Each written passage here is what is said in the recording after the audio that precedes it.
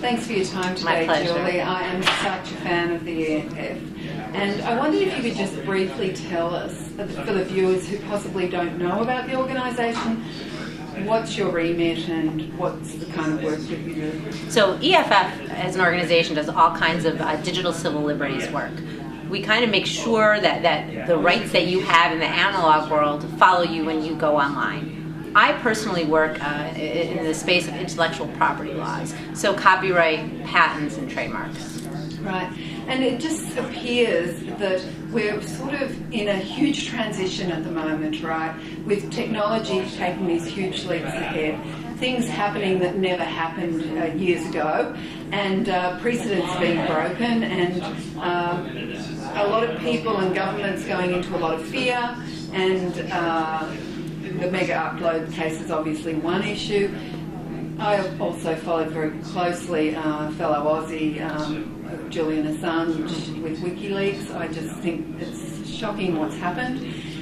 So I just wondered how you view this being right in the centre of the legal complexities. Sure. So something that we pay a lot of attention to, and something we try to be very cognizant of, is the attempt by all kinds of both governments and rights holders to use intellectual property laws to shut down innovation. Right. And oftentimes innovation, while it benefits huge portions of the society, it does do some harm to some traditional business models, as many things in life do, and you know there will be winners and losers. So what we try to do is make sure that the internet is not a victim of the fights between those winners and losers, because what we've seen is that oftentimes these people who people groups, organizations who are used to things working a certain way, when things stop working that way, they're willing to just shut down the whole thing. And we don't think that's a helpful result. And Ira, in your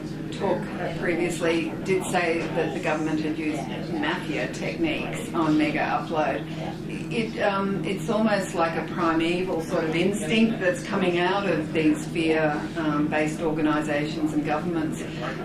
What do you think is prompting that? A loss of power? Or? Well, I think I don't know if I don't fault the government with the loss of power in this. I don't know what power the government has necessarily lost, though. What we have seen is, I think, corruption of the political process, at least here in the United States. We've seen a loss of power, perhaps, from some traditional rights holders. You know, some traditional not everyone in the recording industry, not everyone in the film industry, but some folks there who were used to things working a certain way. And those people also have a lot of pull in Washington, D.C. And so that's what I think we see. And I guess when change comes, usually people resist, and a lot of fear and negativity come up. So what can ordinary people do to support your work and to support the innovation and the change that is coming, that, you know, obviously is going to bring incredible benefits to all of us? Well, the first thing people can do is become a member of EFF, and you can do that at EFF.org.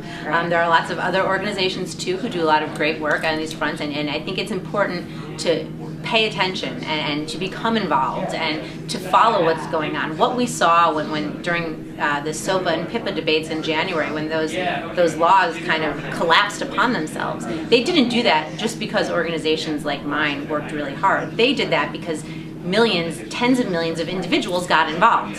And that was so fundamentally inspiring and wonderful and exciting, and people have to keep doing that. Okay. It's not just SOPA. Okay. Right? It's a war, that's just one battle. There's a much larger war here, and we hope that people will stay involved. Fabulous. And I'll keep sharing on social media all these issues. Please do. And supporting you guys, because I just think that we have to know that we're pioneering, really, aren't we? We are. We're breaking new territory. Thank you so much. Thank you. Thank you for being a supporter. Thank you.